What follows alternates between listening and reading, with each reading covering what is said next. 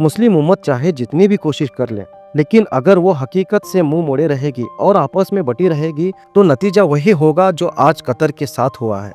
वक्त ने एक बार फिर यह साबित कर दिया कि गुलामों की ना तो कोई असली आज़ादी होती है और ना कोई इज्जत होती है। आज हम एक ऐसे मामले पर बात करने जा रहे हैं जिसने पूरी दुनिया को हिला दिया है और जिसकी गूंज अब हर तरफ सुनाई दे रही है। ये मामला है कतर, ट्रंप और इजराइल के हमले का, जिसने दुनिया के सामने फिर से ये हकीकत रख दी है कि अगर हम आज भी अपनी आंखें बंद रखेंगे, अपनी कमजोरी को ना मानेंगे और इकट्ठे नहीं होंगे तो इसका अंजाम सिर्फ जिल्लत और रुसवाई के अलावा कुछ नहीं होगा। आपको याद होगा डोनाल्ड ट्रंप ने गल्फ कंट्रीज का दौरा किया था। उसी दौरान कतर के अमीर ने उन्हें अब तक का सबसे महंगा तोहफा दिया था, एक लग्जरी बोइंग 747-8 जेट जिसकी कीमत थी $400 मिलियन। ये तोहफा इसलिए दिया गया था ताकि कतर और अमेरिका की दोस्ती गहरी हो सके और मुश्किल वक्त में अमेरिका कतर का साथ दे। लेकिन हुआ क्या, वही ट्रंप जिन्होंने ये तोहफा कबूल किया था, उन्हीं की रजामंदी से इजराइल ने कतर पर ऐसा हमला किया जिसने सबको हैरत में डाल दिया। तारीख में पहली बार ये हुआ कि दोहा यानी कतर की राजधानी पर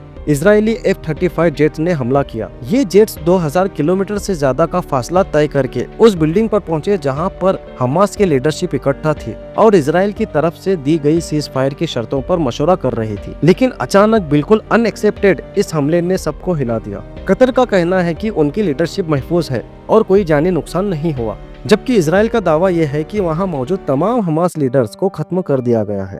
लेकिन दोनों तरफ से कोई ठोस सबूत पेश नहीं किए गए, लिहाजा सच्चाई अभी भी एक राज बनी हुई है। इस हमले ने कतर को गहरे सदमे में डाल दिया। वो कतर जिसने अमेरिका को राजी करने के लिए अपने डिफेंस सिस्टम तक उसी से खरीदे, हर मोड़ पर अमेरिका का साथ दिया, आज वही अमेरिका इसके खिलाफ खड़ा नजर आ रहा है। कतर अब इस नतीजे पर पहुंचा है कि वो अमेरिका पर दोबारा कभी एतमाद नहीं करेगा। इजराइल ने सिर्फ एक बिल्डिंग पर नहीं बल्कि दोहा के 12 अलग अलग इलाकों को निशाना बनाया है। हमले के बाद ट्रंप ने सोशल मीडिया पर एक पोस्ट करते हुए कहा कि ये हमला हमास के पास मौजूद इजरायली कैदियों को छुड़वाने के लिए प्रेशराइज करने के मकसद से किया गया है और मैंने पहले ही वार्न किया था कि ये इनका आखिरी मौका है। लेकिन इस बयान पर हमास की तरफ से अब तक कोई जवाब नहीं दिया गया। कतर ने इस हमले की कड़ी निंदा की और कहा कि वो मुनासिब वक्त आने पर इसका जवाब देने का हक रखता है। मगर दोस्तों, हकीकत ये है कि कतर ऐसा करने की पोजीशन में बिल्कुल नहीं है, क्योंकि कतर ईरान नहीं है। अब कतर भी उन मुल्कों के लिस्ट में शामिल हो चुका है जिन पर इजराइल पहले हमला कर चुका है, यानी Syria, Iraq, Iran, Libya, Yemen और अब कतर। सोचिए, इजराइल ने कितनी बड़ी स्ट्रेटेजी के साथ इन देशों को निशाना बनाया।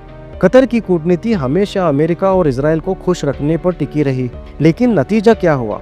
नतीजा ये हुआ कि आज वही मुल्क इसको तबाह करने के लिए खड़े हो गए। इसी बेवकूफ़ी और गलत एहतमाद की वजह से आज कतर के पास सिर्फ 2 ऑप्शन हैं, या तो चाइना रूस ब्लॉक को ज्वाइन कर ले या फिर अमेरिका इजराइल के आगे झुक जाए जैसे जॉर्डन झुका हुआ है। एक बात याद रखिए, ये सिर्फ कतर का मामला नहीं बल्कि पूरी मुस्लिम उम्मत के लिए एक सबक है, क्योंकि इजराइल का असली मकसद सिर्फ अमन कायम करना नहीं बल्कि ग्रेटर इजराइल का ख्वाब पूरा करना है। और याद रखिए, अगर मुसलमान अभी भी इकट्ठे नहीं होंगे तो ये ख्वाब एक दिन हकीकत में बदल जाएगा।